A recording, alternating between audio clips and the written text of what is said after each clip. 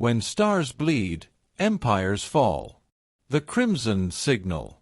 In the 73rd cycle of the Celestial Accord, the twin moons of Esker bled red for the first time in 10,000 years. General Kyra Valen of the Astral Sovereignty stood alone on the bridge of the Vigilant Flame, staring at the anomaly burning across the system's edge, a comet that trailed not light, but blood-red plasma. It shimmered with unnatural patterns, pulsing like a dying star. The sight stirred something primal in her bones. "It's not a comet," whispered Lieutenant Jurin, approaching with trembling hands. "Long-range scans suggest organic traces. Living matter." Kyra didn't flinch. "Then we are already too late." They'd spent centuries building their empire across 12 constellations, silencing rebellions, crushing dissident worlds, mining stars until they choked on ash. The sovereignty had become gods among mortals, and gods always believed they were immortal.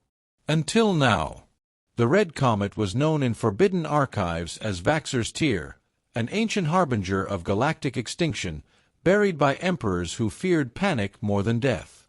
Legends said it was not just a sign, but a seed, planted by something older than stars. "Raise the High Council," Kyra ordered, voice cold as vacuum.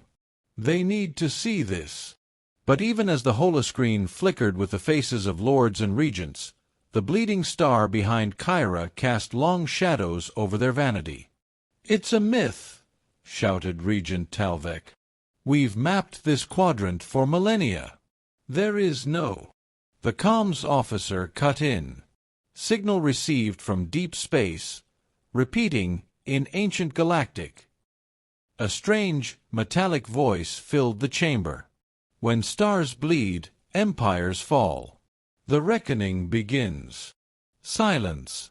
Kyra clenched her fist. "I want full fleet deployment around Esker. No ship enters or leaves. Activate the rift barriers." "What if it's just a natural phenomenon?" asked one of the younger counselors. Kyra turned, eyes glinting with the fire of old wars. "Then let the stars prove us wrong. But I won't gamble with the blood of an empire." What none of them knew, yet, was that the bleeding star was not coming toward them. It had already arrived. On the desolate mining world of Carvan, 4, a boy named Leor watched the red sky split open. A voice not his own whispered inside his head, "Awaken, last child of the forgotten flame. Your time has come." He fell to his knees, screaming as his veins lit up like burning constellations. Elsewhere, on a research vessel buried inside the gravity well of the dying sun Ryloth, Dr. Amara Tay studied the anomaly with horror. Her last transmission, intercepted by the Sovereignty, contained only 5 words. "When stars bleed, empires fall." The fall of light. The storm began without warning. Aboard the Vigilant Flame, warning klaxons wailed through the hull. Space outside twisted and writhed like a wounded serpent, and stars began to flicker out, one by one, across the system map. "Multiple suns going dark," Jurin cried. "We're losing light signatures across the Lurian sector. Entire stars are collapsing, without going nova. It's like something's drinking them." General Kyra Valen remained frozen at the viewport, watching the red pulse intensify across the heavens. The crimson anomaly no longer trailed behind like a comet. It had roots, tendrils of plasma that stretched across space, touching star systems, draining them of energy. Planets shriveled in its wake. Communications fell silent. And then, like candles blown out by unseen breath, their stars went black. "Prepare the fleet for quantum displacement," Kyra ordered. "Evacuate colonies in the Esker Ring." No. But deep in her heart, she already knew they wouldn't escape. Far below, on the surface of Carvan 4, Leor was no longer a boy. His body radiated with impossible energy, ancient glyphs glowing beneath his skin, seared into flesh like memories from a forgotten past. Villagers had fled, terrified by the pulsing red storm overhead and the boy who now hovered above the earth, eyes burning like twin galaxies. He remembered everything. The sovereignty had not always ruled. Once, before they came, there had been balance, an older galactic order governed by the Celestials. And when that order fell, it did not die, it simply waited. Hidden in stars, sealed in ancient codes, scattered across the cosmos.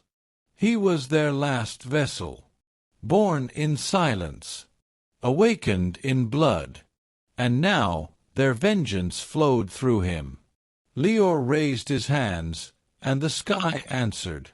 The bleeding light of the comet pulsed in sync with his heartbeat. Thousands of light-years away, sovereignty warships exploded in unison, their cores unraveling like paper before flame. Inside the Imperial Palace on Nova Prime, Emperor Kale Zaros watched it unfold on a massive holoscreen, stars blinking out, ships vanishing, and above all, the red bloom that now crowned the galaxy like a death halo. What is it?" he whispered. Beside him, High Scribe Anil turned pale. "It is judgment. We buried them. We silenced their names. But the stars remember. The Empire was built on ash. Now the ash becomes flame." "Then we strike first," the Emperor growled, rising. "Deploy the Ether Lance.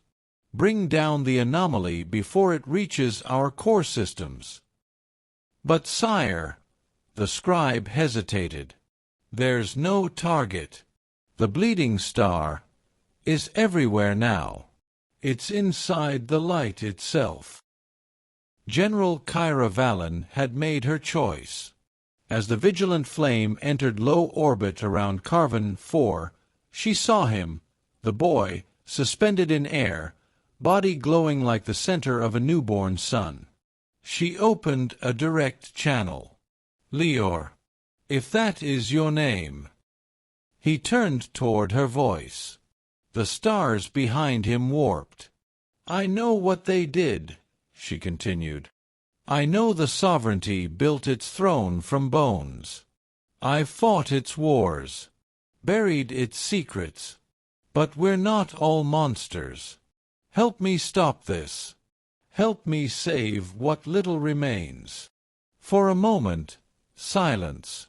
Then Lior descended slowly, feet touching cracked soil. The red storm paused in its spiral above.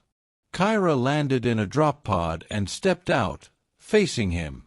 Just a woman now, without rank or shield. The two stood beneath a sky pulsing with ancient fury. "I am not the end," Lior said softly. "I'm only the beginning of the memory. The empires that forget the past must drown in it. But you don't have to burn everyone." His eyes, so old in a young face, locked with hers. "Then show me who is worth saving." The fall of the sovereignty was not a war, it was a forgetting. Stars where the empire had ruled dimmed and vanished. Worlds born in tyranny turned to silence. But not all perished. Led by General Kyra and the reborn Lior, a new alliance was born in the ashes, one that remembered the stars were not to be owned, only shared. The red storm faded, not in defeat, but in patience.